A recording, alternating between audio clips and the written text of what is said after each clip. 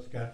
Nandkishor educational या YouTube चॅनलमध्ये मी आपलं सहर्ष स्वागत करत आहे. मित्रांनो, मागच्या व्हिडिओजमध्ये आपण इन्फिनिटिव्ज म्हणजेच नाम इन्फिनिटिव्हचे प्रकार पाहिले. ज्याच्यामध्ये आपण पाहिलं की इन्फिनिटिव्जचे किती प्रकार असतात. तर इन्फिनिटिव्हचे जे प्रकार आहेत त्याच्याबद्दल आपण जाणून करून घेतलं. त्याच्यामध्ये सिंपल इन्फिनिटिव्ज आपण पाहिलं. आता सिंपल इन्फिनिटिव्ज म्हणजे काय, तर ते त्याचं वापर आपण नामासारखा पण करतो. मग त्याबद्दल आपण जाणून घेतलं. आजच्या या व्हिडिओमध्ये काय काय विशेष आहे, तर आजच्या व्हिडिओमध्ये आपण इन्फिनिटिव्हचा दुसरा प्रकार जरंडियल इन्फिनिटिव्जचा वापर, त्याचा प्रयोग बघणार आहोत. जरंडियल, GERUNDIAL, जरंडियल इन्फिनिटिव्ज, INFINITIVE.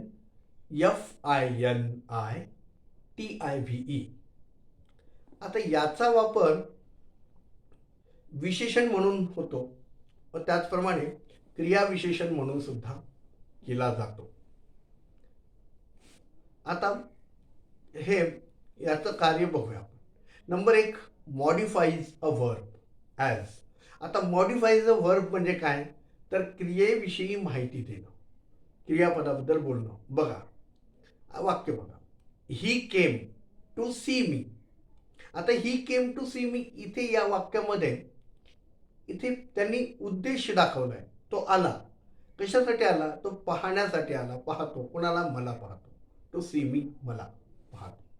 मग ह्या वाक्यातून काय दर्शवलं जातं, ह्याच्यातून उद्देश दर्शवलं जातं. उद्देश, त्याचा काहीतरी हेतू आहे असं. दुसरं वाक्य बघा, Hari will go there to read. Hari तिकडे गेला, सॉरी हरी तिकडे जाईल. Hari will go there, Hari तिकडे जाईल. कशासाठी जाईल, टू रीड म्हणजे वाचनाकरता जाईल. याच्यातून पण काय सिद्ध होतं, याच्यातून पण पर्पज म्हणजेच काय, उद्देश दाखवलेला आहे. पुढचं वाक्य बघा, the boy wept to see the sight. आता इथे काय दाखवलंय, तर ह्या वाक्याद्वारे कारण दाखवलेलं आहे.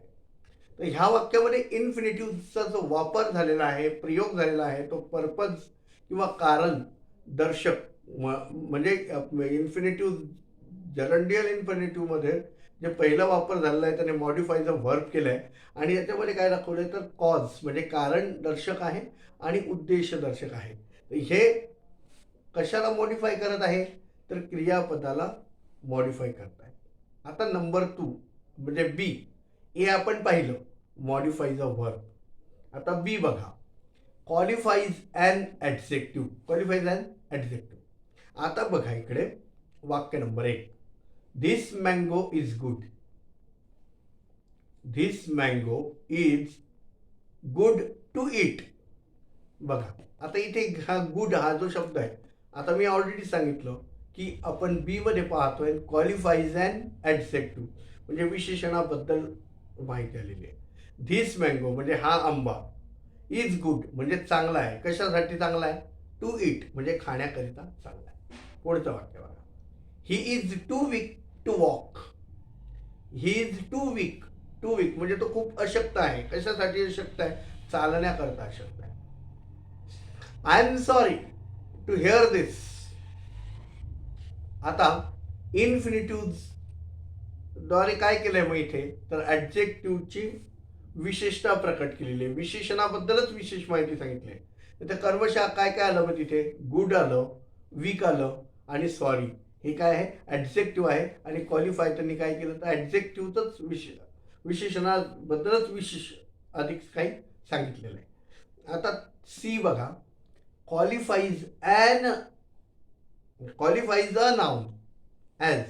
आता नामाबद्दल बघा कसं येतंय, I have no time to play. पहिलं वाक्य बघा, I have no time to play. दुसरं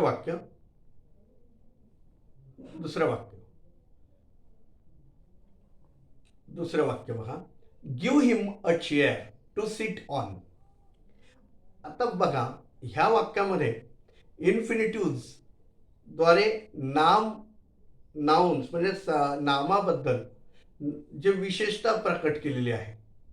आता इथे कर्मशः काय आहे बघा, पहिलं वाक्य काय वाचलं मी, तर पहिलं वाक्य वाचलं, I have no time to play, म्हणजे टाईम बरोबर आहे पहिल्या वाक्यामध्ये. आता हे टाईम आणि दुसऱ्या वाक्यामध्ये चेअर, म्हणजे चेअर, टाईम आणि चेअरला काय केलं त्यांनी, क्वालिफाय केलं, म्हणजे नामाबद्दल जे give him chair to seat, म्हणजे त्याला बसायला खुर्ची द्या, अशा प्रकारचं ते वाक्य आलेलं आहे. लक्षात आलं. आता पुढे बघा, डी, क्वालिफाईज अ सेंटेन्स. आता जे वाचणार आहे ते होल सेंटेन्सला क्वालिफाय करणार आहे. बघा ते कसं, टू स्पीक द ट्रूथ. आता बघा हे कसं असतं, टू स्पीक, मग टू स्पीक द ट्रूथ, इथे कॉमा आला, I forgot it. To speak the truth, I forgot it. To be frank, I hate idle boys. आता ह्या वाक्यामध्ये इन्फिनिटिव्हच्या द्वारे इन्फिनिटिव्हने काय केलंय की वाक्याची विशेषता व्यक्त केलेली आहे. वाक्यामध्ये काय विषय, याच्यामध्ये कर्मशः आय फॉरगॉट इट आणि आय हेट आयडल बॉयज या दोन शब्दांना क्वालिफाय केलेलं आहे. इन्फिनिटिव्ह आणि इन्फिनिटिव्हचा असा वापर जो असतो तो पॅरेंथेटिकल, म्हणजेच पॅरेंथेटिकल म्हणून केला जातो. म्हणजे याचा मुख्य वाक्याबरोबर काहीही संबंध नसतो. पॅरेंथेटिकल हे काय नेमकं आहे ते मी तुम्हाला पुढे जेव्हा आपण क्लॉज आणि उपवाक्य बघू तेव्हा मी तुम्हाला सांगणार आहे. पॅरेंथेटिकल म्हणजे वाक्याशी कुठलाही संबंध नाही, ते वेगळं असतं. ह्याला आपण गुगललाही जर सर्च केलं तर तुम्हाला पॅरेंथेटिकलचा अर्थ कळून जाईल. थोडंसं तुम्ही अभ्यास करायला शिका, म्हणजे लक्षात येतो. आता ओळखायचं कसं, आता जेरंडियल इन्फिनिटिव्ह कसं शोधायचं, तर क्रियापदाला का ने प्रश्न विचारला असता त्याच्या उत्तरामध्ये जे उत्तर मिळतं आणि त्या उत्तराचा त्या उत्तराचा मराठी अनुवाद साठी, करिता अशा पद्धतीने जर झाला तर समजून घ्यायचं की ते असं आहे. आणि क्रियापदाला का ने प्रश्न विचारला तर येतो. तर पुढचं जे टॉपिक आहे, voice and form of the infinitive. आता त्याच्यामध्ये काय बघा, इन्फिनिटिव्हचा वापर दोन व्हॉइस म्हणजे ऍक्टिव्ह व्हॉइसमध्ये आणि पॅसिव्ह व्हॉइस म्हणजे कर्मकर्तरी आणि कर्मणीमध्ये दोन्ही प्रयोगामध्ये केला जातो.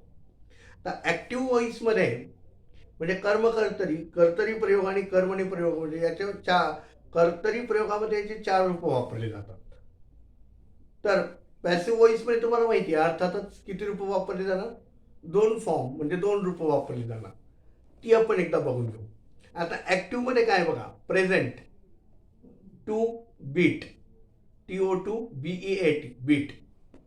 आता प्रेझेंट कंटिन्यूअस काय होणार, to be beating, BEATING. Present perfect मध्ये काय होणार, तर टू हॅव,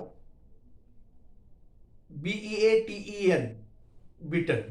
आणि प्रेझेंट परफेक्ट कंटिन्यूअस मध्ये काय होणार, टू हॅव बीन बीटिंग. लक्षात आलं. त्याचप्रमाणे पॅसिव्ह व्हॉइसमध्ये याची 2 रूपं वापरली जातात, टू बी बीटन आणि टू हॅव बीन बीटन. हे लक्षात आलेलं आहे. आता ह्याला चालवायचं कसं, इन्फिनिटिव्हचं जे पासिंग आहे त्याला चालवायचं कसं हे आपण पुढच्या व्हिडिओजमध्ये बघू.